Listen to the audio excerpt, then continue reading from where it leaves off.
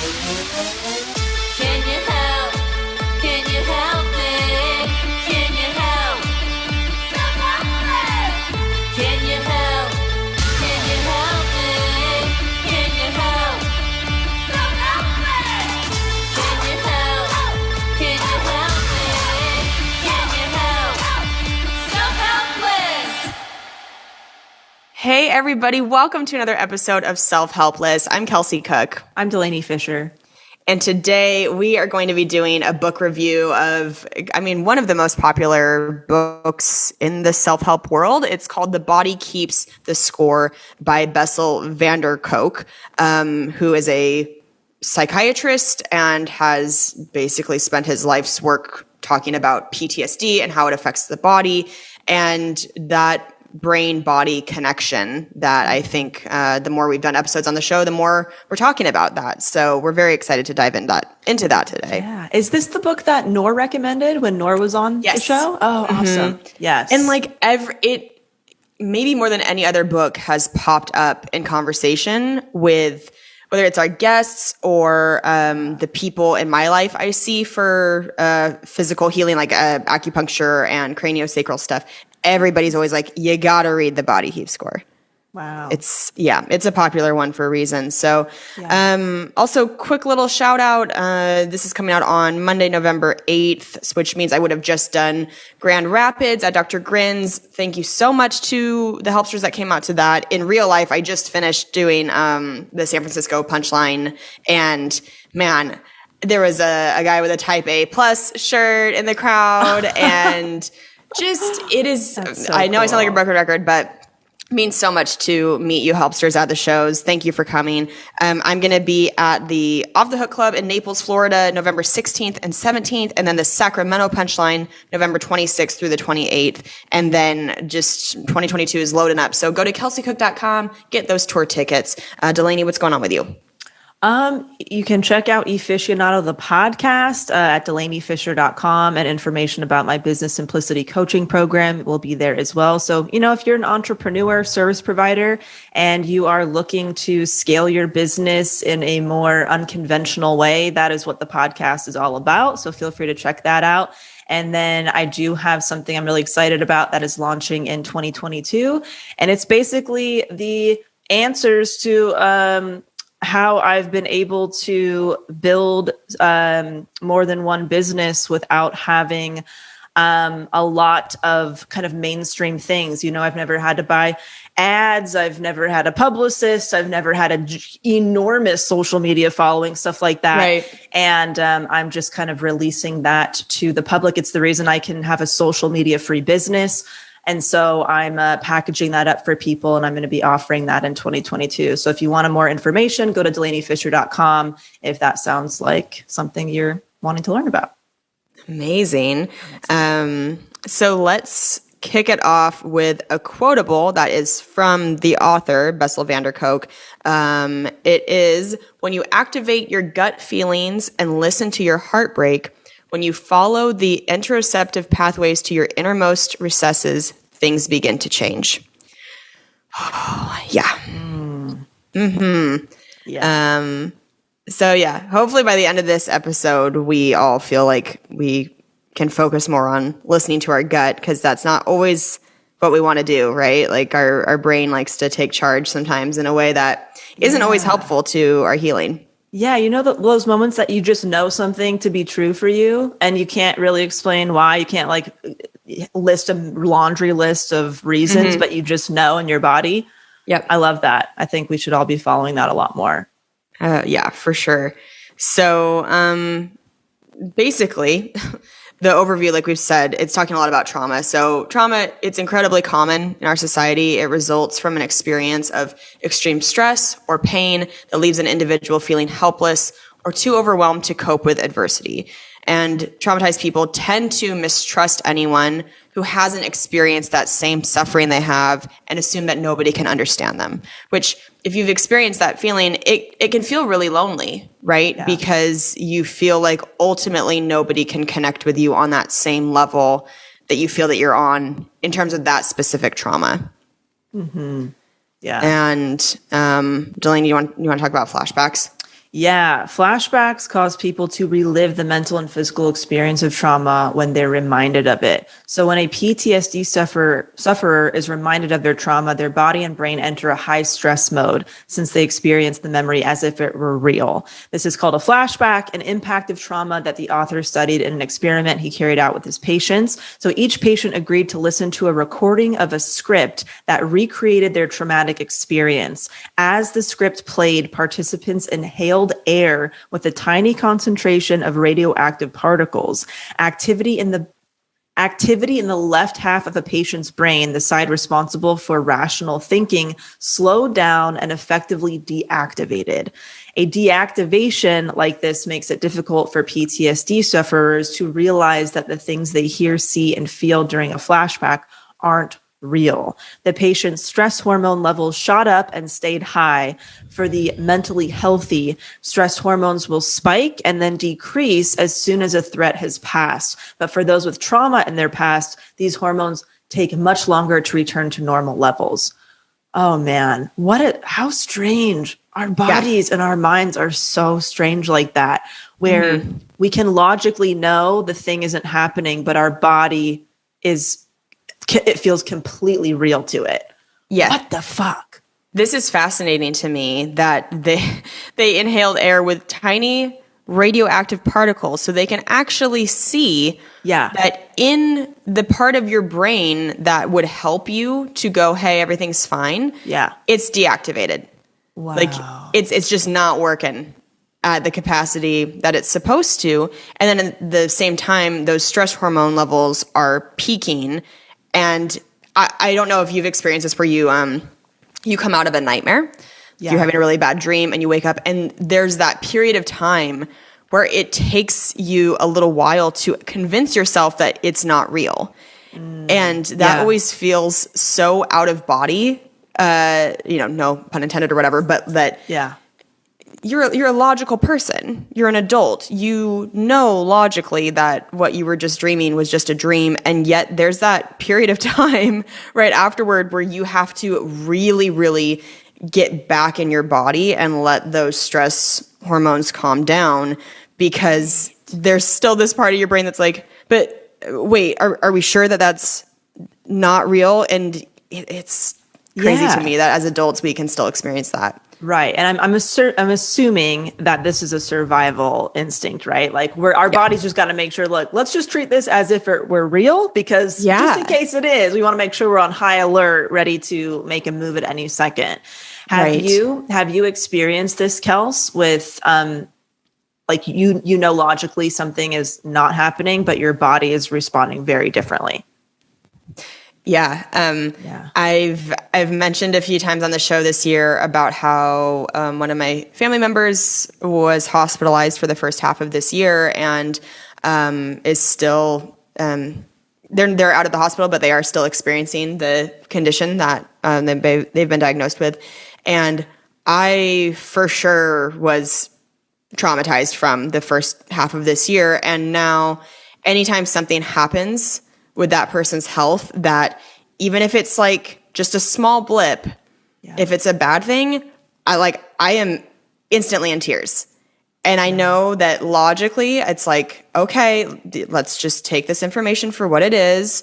We don't need to go into full panic. But my body, it's like something happened to it with that time with me going and being in the hospital with them every day. It just really put me to this place where now it gets triggered very easily to go back to that place. And it's tough. Like I really relate to what Dr. Kolk is saying about for those with trauma in their past, these hormones take much longer to return to normal levels. I feel like I used to have not to use a sex term, but like a short refractory period with stress, Right. Where I could like kind of rebound back and be okay after something like would spook me or startle me. And now it takes a lot of coaxing and coaching for me to be like, it's okay, take a breath, calm down. It takes a lot longer. And I hope that it can ease up over time. But yeah, I'm still in that and it sucks. Gosh, yeah, it sounds like what you're describing. I know that this is for me too when I've felt that way. It just feels like your nerves are exposed, and any little touch can fuck your shit up, for lack of a better phrase. Anything.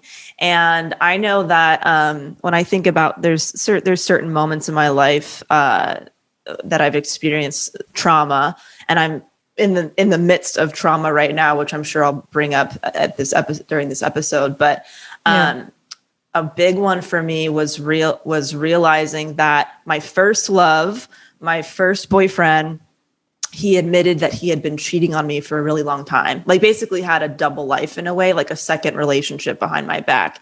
And I just feel like that changed me for a very long time. I mean, I think forever, really. And for sure. Yeah. And I've never experienced I've had bad news given to me before, but the way that it reacted in my body was so like my appetite was completely gone. I was breaking down and crying, over little things. I was having really vivid nightmares. Like my body was really, really in shock. And even after that, I remember dating other people after that. And the slightest thing that reminded me of him and somebody else, I was fucking out of there. I did not stick around. Wow. And it could have just been a very minor thing. It could have been it could have been a coincidence. It could have been something this person said in a way. And it's like my body was reacting as if it were the same person, even though it wasn't. And I logically knew it wasn't the same person, but it didn't matter because it was like a flip had switched in my head. And within an instant, I would lose all attraction to the person. I couldn't turn it back on. Oh my God. It's almost like my body or brain or something was not allowing me to go there. Yeah. And it took a really long time for me to be able to be attracted to people that I was dating, and connect with somebody. Wow. Yeah. And I think that was a big part of why I dated so many different people. Cause I was having a hard time connecting. Something was off. Yeah. I'm so sorry. That's okay. I have a wonderful husband now. So it's like, it's went through all that shit. But even with Cam in the beginning, there was some things that I was like, I want to run away right now, but I'm not going to, like, I don't want to. But there was a moment where I was reacting like Cam had a situation or something. And I'm like, oh my God, this guy's going to cheat on me or cheating on me or something. And I put up my defense mechanisms right away and then quickly realized that wasn't the case. And I had to like, oh shit, that's right. Not everybody is this guy that I was with. Yeah. Oh, weird. So yes. It's interesting though, because we've seen YouTube clips and stuff about how people go through a traumatic relationship experience and they're like, never again, I will never get fooled again. And then sometimes people end up getting fooled again. And so I think we take those stories and go, well, then it could happen to me.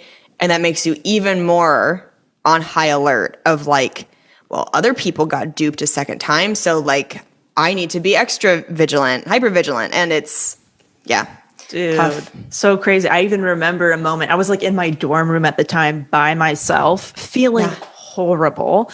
And I even remember telling myself, I will never give somebody power or control over my emotions ever again. Nobody will ever have this kind of power over me. And that was the case for so long. Yeah. But it's like your body really tries to preserve itself, or like you really go into protection mode after something like that. Yeah. So childhood trauma has negative impacts, and not just in a person's youth, but well into adulthood too, which we have discussed heavily on the show.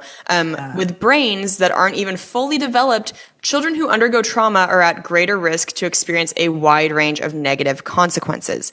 These consequences surface in the years immediately following their experiences and later in adulthood. Traumatized children often expect bad things to happen, which I mean, You're waiting for the other shoe to drop. waiting for the other shoe to drop. You think it's kind of like what I just said about people who have been in a traumatic relationship. It's like if it's happened to you once and you go, well, then it means it can happen again. Yeah. And so you're always kind of looking to protect yourself, or you let the trauma, if somebody treated you poorly growing up, you let that inform how you're supposed to be treated. You might then say to yourself, well, this is, I guess, just how people treat me. And this is just what I accept and allow because it's apparently what is meant for me. Oh gosh, man, childhood experience is so vital. It's like any little thing. It's like a human being is being shaped by every experience. It is very strange to think about that. So much pressure on parents So much pressure. to not fuck kids up. Right. And it's like there's no perfect way to parent. Right. You know, you can give your kid everything in the world and then maybe they go out with a complex that life is easy and then they get everything they want, right? It's like Yeah. I think of celebrities on social media and you see them throwing these extravagant parties for their kids and the kids look so happy and you think, well, yeah, let's make these kids happy. Why wouldn't, if they have the means to give them this incredible birthday party? Yeah. Sure, that seems like an absolute dream. And then, but you also wonder about the flip side of that, like, are they going to grow up with crazy expectations of how they should be treated? And are they going to be a diva and a monster? It's like, Right. Yeah. Or it's like, parents do everything that they can within their home to parent a certain way. And then the kid goes off to school and has like a traumatic experience with another kid or a teacher. Or Oh it's my like, and gosh. you can't control all of it. yeah. That's what's so tough. I can't, oh my gosh, I'm sure that's a big part of what scares me to be a parent is like, that is a Yeah. lot of pressure. And I don't know how parents do it. Yeah, I think it's accepting that we're all going to encounter some level of trauma in our lives. Yeah. And it's just going, okay, well, let's make sure that we have the tools to deal with it. Totally Shout out process our it. sponsor, BetterHelp, who we love. I mean, but Yeah. truly, like, it's about, what's that famous quote that's like, it's not what happens to you, it's how you deal with it, or I mean, I just totally butchered it, but you guys know that famous I feel what quote. I get it. I smell what you're stepping in. Yeah. Thank you, babe. Yes. So, I think Glennon Doyle in Untamed mentioned this too, is like, we have this feeling like we want to protect our kids against bad things or negative things or traumatic things. And it's like, what if we didn't? Like, what if we stopped resisting and just accept the fact that that's going to happen and help them navigate that, support them in navigating that. And I love that because that is like my first reaction would be like, oh gosh, don't go too far, into the neighborhood by yourself, like stay in my Right. little bubble. But like, wait, what is that doing for somebody, Right. That helicopter parent. I think it's Yeah. finding that balance, which I mean, I'm not a parent. I gosh. can't even imagine how hard that is to do. Can't either. And the next section, while normal memories fade and change, traumatic memories are vivid, unchanging, and easily triggered. When we tell stories, we tend to embellish and exaggerate or omit parts of our experiences. By the fifth time you've told a story, chances are it'll be quite different from the first version. We even remember things differently over time. We don't tend to memorize the sensory details of events. Most of us remember what we did or how we felt in general, but don't store vivid memories about the smell of the room we were in or the exact details of someone's face. But it's a different story when it comes to traumatic memories. We remember these situations vividly, and the memories don't change over time. When people are asked to recall traumatic memories, smell, taste, touch, and hearing, it plays a far more important role. So trauma stays with you, both in your body and your brain. Oh my gosh, totally resonate with that. Yes. Like even just what I was talking about, I remember exactly where when I had this phone call with my first boyfriend I ended up asking him and he finally came clean that he had been cheating on me. I was in the hallway in my parents' old house. I remember pacing around. I remember being in that moment so vividly, but then I'm like, oh, what do I remember about my like 7th birthday party? I don't know. Oh, yeah. I remember I see the pictures. I'm like, oh, that must have been fun. Or even older, like my college graduation. I remember some things or whatever, but that one moment, it's just like it's so ingrained in my head. Weird. Yep. So weird. Smell is, we all know, huge sense that takes you back to places all the time. And especially with trauma that comes into play. Yes. And it's so weird because I won't remember something until I smell it later on. Like, oh, wow, this smells like that moment. But I'm not cognizant of that moment smelling that way in that moment or shortly after that moment. You know what I mean? It's only much later. Music does that to me too. Hearing something specific will bring me back immediately. Right. So strange. Yes. Oh my God. Music, so much. Like, yeah. So weird. I just experienced this yesterday. Part of the family member of mine, their hospitalization, I made a playlist for them that were some of their favorite songs and songs that I was hoping would help bring them out of kind of that comatose, catatonic state. Yeah. And so I would play it for them every day in the hospital. And I just heard like one of the songs popped up in a commercial yesterday. And I was like, oh, like, ooh, like I need some time away from this song. Like, don't want to hear this song right now. Immediately I was back in the hospital. It was, that's what's so tough is like we all use music to help us get through hard times. But I have ruined so many songs going through, breakups or a tough time in my life because now when I listen to it, I'm like, well, that's all I can think of. Mm-hmm. And food does that to me too. If I see something or taste something like, oh my gosh, this tastes like this thing I had as a kid with this person. Yeah. Oh, the graveyard of restaurants that get left behind in relationships. Where you're like, yeah. Well, I will never walk through that restaurant door again because I can't go there without thinking about that person. Oh my gosh. Yeah. So true. Yep. So true. So a big thing that Bessel likes to talk about is the benefits of yoga, which is I really need to. I need to give yoga more of a try. I was doing hot yoga for a while years ago, and I liked it because it was so intense, and I'm such like an adrenaline junkie and a sports person that just plain old yoga seems boring to me, and I have a hard time getting into it. But after reading about it more with this book, I'm like, okay, I should go do this. So yoga offers trauma sufferers a safe way to explore the relationship between their body and mind because they share such a close relationship. In order to live a balanced, stable life, we need to understand how our emotions work and how they impact our bodies, like where in our bodies we are storing that feeling. And unfortunately, trauma can make it very difficult because it often leaves people with this hypersensitive alarm system in our bodies. But there is a healthy way to cope with overwhelming emotions in the aftermath of trauma, and that is yoga. So, Del, I feel like you've done more yoga than I have. Not really. I did when I was younger. Actually, yoga was something that when I got really sick, when I was 15, and if you're not sure, we did a homeschooling episode that can tell you a little bit more about what happened with me. But the practitioner that I had recommended yoga as a really great way for reducing anxiety and relieving stress, and might even help my digestive issues that were happening. Right. So I did it a lot back then, and then just kind of, here and there throughout, but I'm not a flexible person. So doing yoga classes always made me feel like kind of uncomfortable and I wasn't doing it right.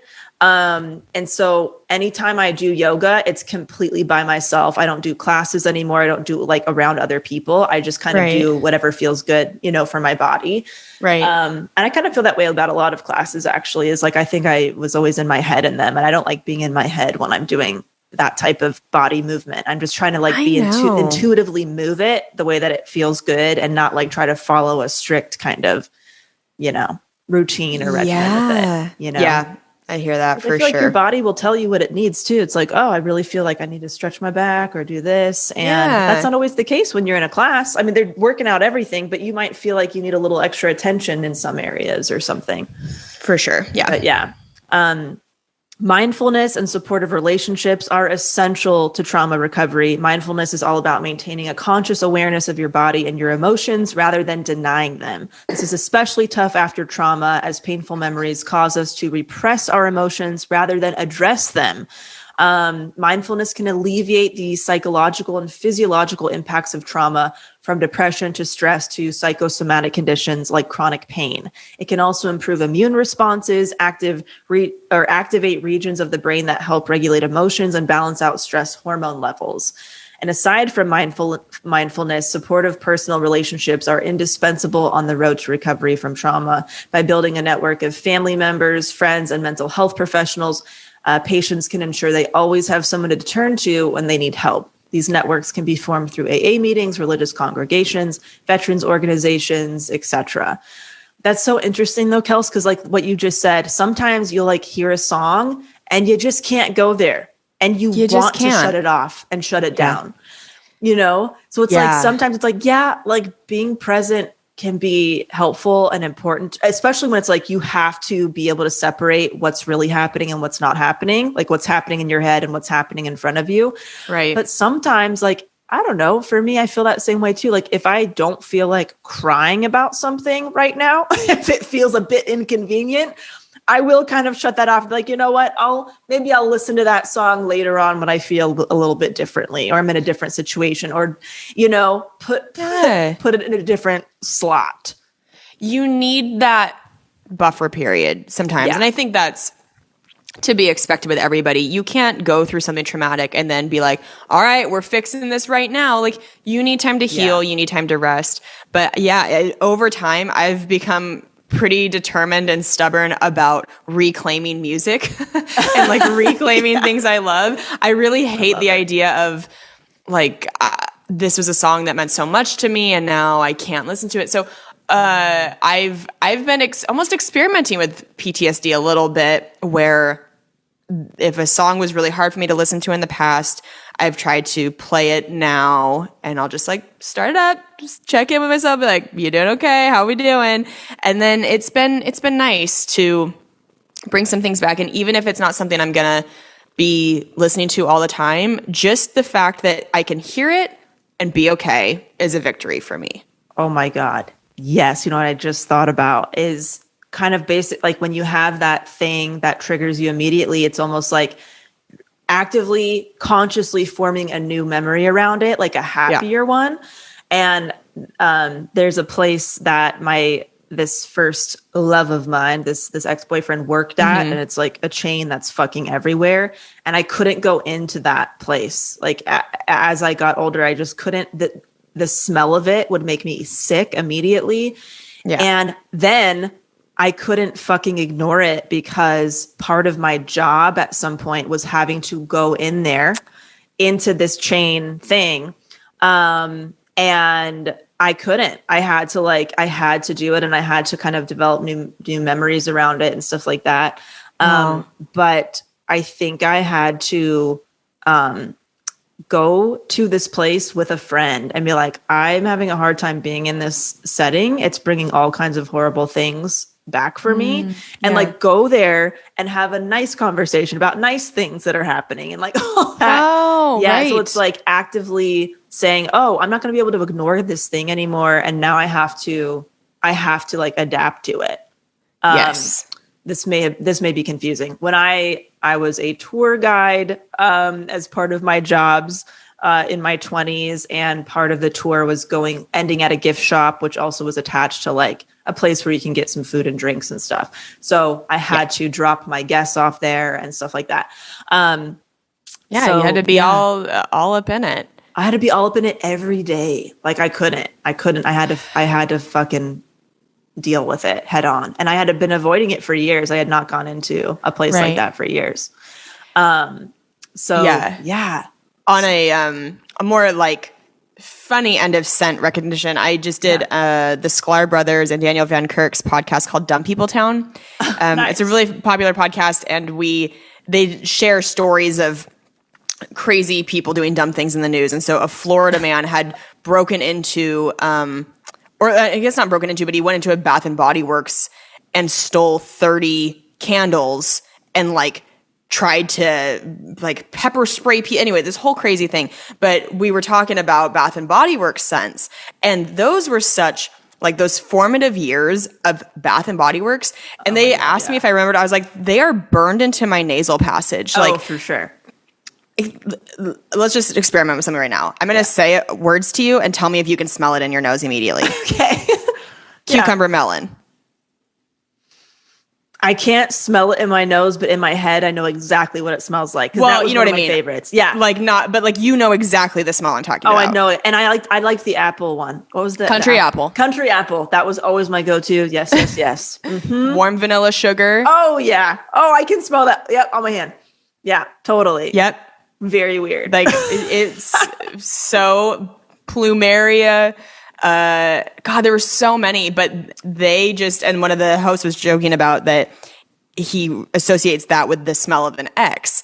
And that's a crazy thing when you're out in public and somebody walks by you and it smells like an actual person that you used to date. You're like, oh my God, that is a fucking crazy weird, flashback dude. feeling. Yeah. So weird. This is an interesting line about like building a network of family, friends, mental health professionals, all that. I can say though, as past year and a half, there was some trauma that happened that I experienced that was felt like a huge.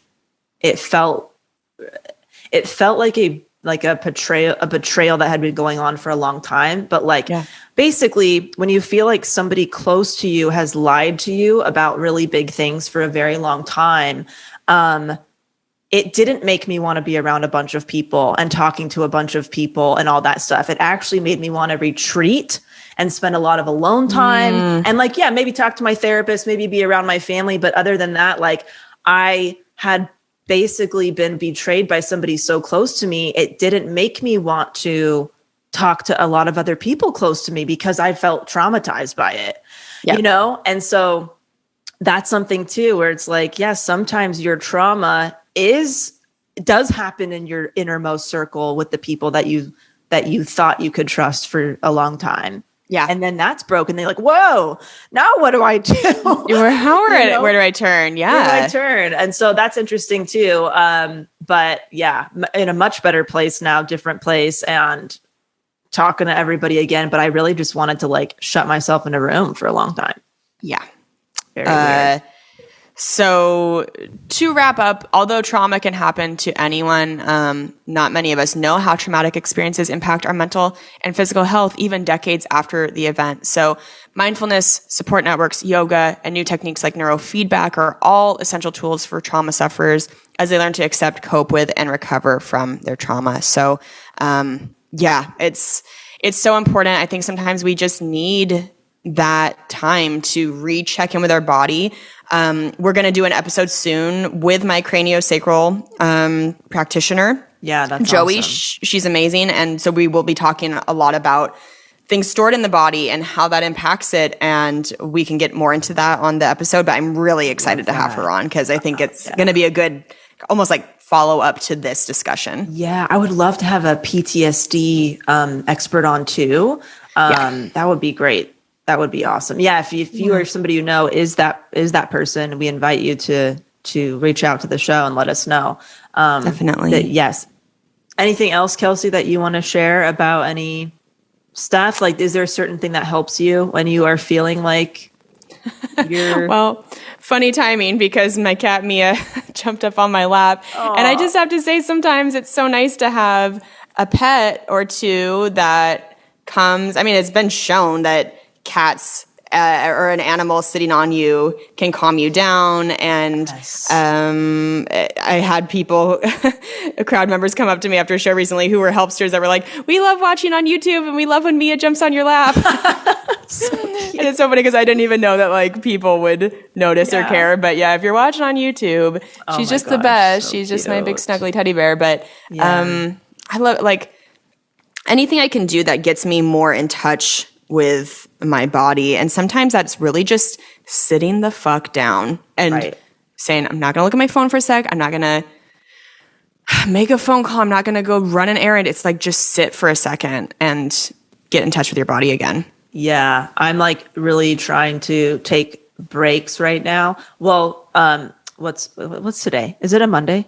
Today's a Monday. So my grandpa passed away on Thursday a few days ago, and I'm just heartbroken by it. And I feel like really, obviously it's hard to lose. It's been hard to lose him, but it's the first experience I've ever had in my life. I've lost people before, but it's the first experience I've ever had when I was there. Like I watched everything and I saw everything. And so I feel like I'm like grieving his loss, but also I think my body I'm a bit traumatized by watching it happen, even though I really wanted to be there. I really wanted to be there up until the last moment. So I just, like my body feels really heavy and feels very like, heavy. And like like I was saying, like, your nerves are exposed, or you're kind of waking up with that feel shot, feel like you've been electrocuted feeling. Yeah. Mm-hmm. And, I just have never experienced something like that before. So it's like, I really, really feel it in my body right now. And I feel like my stomach is really tight. My back is sore. And I can feel where I'm holding it. You know what I mean? Like I'm really aware where I'm holding it. Yeah. And it's weird because I was just talking about this with a family member. My God, this is like day number 1 and day number 2 after losing him. I was like beating myself up to like not get over it already, but to like, I think for me, it's like my grandpa was 94. He lived so long. Like it's amazing. He died like with his family around him in his sleep very peacefully. It's like, when you kind of think of like, for me at least, I'll speak for myself, how I wish I'll go at some point is in that way. Old, long, full life surrounded by loved ones, peacefully in my sleep. And I was like, I knew it was going to be hard and upsetting, but like, it's totally knocked me on my ass. And I was like beating myself up. Like, if this is how you respond to something that feels predictable and like was peaceful, you're fucked, dude, for other losses in your life. Del. You know what I mean? Yeah. Because I'm like, wow, this is like, I knew it was going to happen. He was old, but it's just really weird how one of my first reactions was to like beat myself up over how upset I was, because I was like, you're so lucky that you have, some people don't even get to meet their grandparents, or they don't get to know them or say goodbye. I was like beating myself up. Like you have the best possible situation. I was like not allowing myself to be upset. Oh, it's so weird. I'm so sorry. That's okay. But I'm like, I'm wondering if other people can resonate with that, where I'm almost feeling like I'm ungrateful if I grieve this. That's what I was telling myself. Whoa. Yeah. Yeah. Grief looks so different to so many people. I've seen posts online this past year about somebody losing someone close to them. Multiple people. I've seen multiple posts from different people about grief specifically, and how it looks so different to them than they thought it would. Yeah. And that there are certain days where, like, sooner than they thought after the person passing, they felt quote unquote okay, and like felt guilty for not being just a pile of tears every waking second within a couple days. But it's like, your body's also trying to just cope with what happened and balance you out and keep you moving, keep you surviving. So it's like, whatever the societal pressure we have on grieving the quote unquote perfect way, it's like, that's so fucked up that we are even putting that pressure on ourselves in the midst of grieving. Right. Yeah. I was like telling myself, like, it's not like because I watched my grandma lose her husband. I've watched my mom and my aunt lose their dad. It's like, it's not like you lost your parent or your husband or something. Like, I'm beating myself up for grieving that it's my grandparent.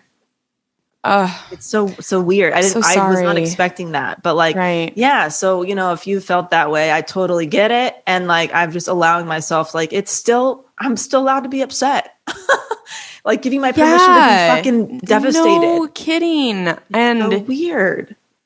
Obviously we had talked very briefly about the passing, I know you needed time. Yeah. And so I didn't know about the part that you had watched it. And I mean, that just like punched me in the stomach to hear that just now. Like, I can't imagine what you're feeling right now. So weird, dude. It's a really weird experience. But yeah, I hope you give yourself that full permission to feel whatever you need to feel and know that it is totally okay. Thank you. I appreciate it. And I feel like just a couple nuggets about my grandfather. Like, he was from Dublin, Ireland. He was a professional boxer. He loved a good cup of fucking tea several times a day. If you are curious to know where my love of tea comes from, I have like 3 cups of tea a day at the very least. If you're ever wondering, we were talking about this, Kelsey. I say absolutely a lot, especially on this podcast. I say absolutely. So do I, yeah. That's because I grew up with my Irish grandpa saying absolutely, absolutely to everything. He just thought everything was so fucking awesome because he grew up. I mean, God, he was alive for almost a century. So he's seen war. He's seen unreal things. Like, he grew up with his food being rationed, all that stuff. And so when he came to America, I think he just was so grateful for the most simple things. Like, just like being able to have multiple cups of tea in a day for him felt like the ultimate luxury, because when he was younger, his tea was rationed for the family. That wasn't a thing that you could do. It was so I think he really has taught me to just appreciate all of the little, sorry to cry. Yeah. I'm so sorry, babe. Oh, okay, it's so weird that we're doing this episode.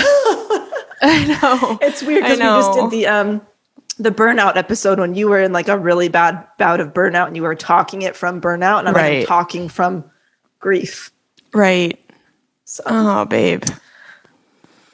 Oh, I guess I don't know. Do we want to edit this out? I don't really know. I don't really give a fuck. It's Might as well just share it. It's up to you. It's totally on you. I just like, it's so hard to not be able to just hug you right now. I hate to see you cry and not get to like do anything about it.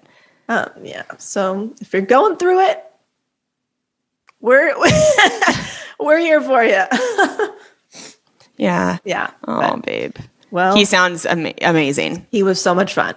So much fun. Just always so joyous. Like always delighted to see you. And like, his presence was really big.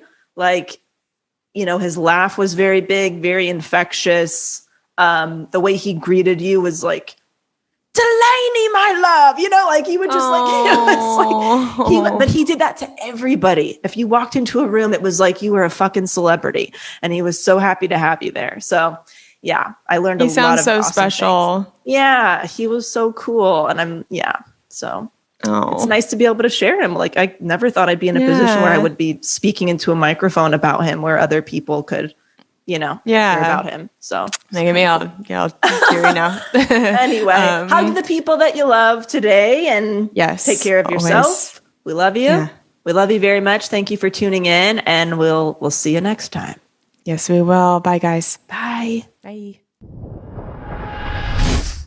Thank you so much for listening to the Self-Helpless podcast. You can find our Patreon community, merch, and our individual work at selfhelplesspodcast.com. We'd be thrilled if you shared this episode with a friend, or feel free to post it on Instagram and tag at Self-Helpless Podcast so we can repost you and say thank you.